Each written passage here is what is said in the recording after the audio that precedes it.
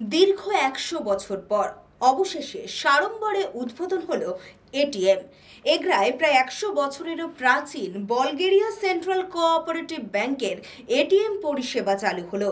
ATM পরিষেবার উদ্বোধন করেন ব্যাংকের চেয়ারম্যান সুপ্রকাশ গিরি। সাড়ম্বরে এটিএম এর উদ্বোধন হলো এগরায় প্রায় ১০০ বছরের প্রাচীন বালগেরিয়া সেন্ট্রাল কোঅপারেটিভ ব্যাংকের নতুন এটিএম পরিষেবা চালু হলো আজ থেকে।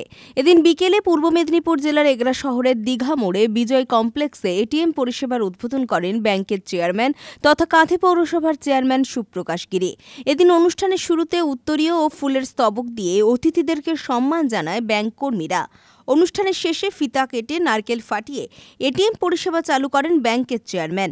উপস্থিত ব্যাংকের ভাইস চেয়ারম্যান পার্থসারথী দাস, সমাজসেবী নিখিলেশ দাস সহ অন্যান্যরা। ঘটনা যেটা আমাদের একটা ব্যাংকের এখানে এটিএম এর খুব প্রয়োজন আছে। এখানে এগুলা খুব পোটেনশিয়াল এলাকা, এখানে প্রচুর ব্যবসায়ী বিন্দুরা রয়েছে।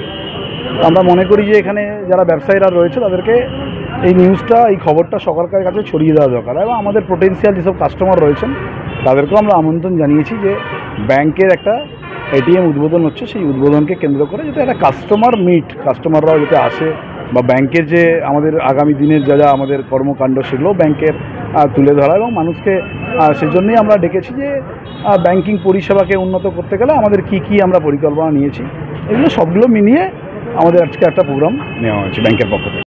রঞ্জন মাইতির রিপোর্ট, খবর বিসিবিএস।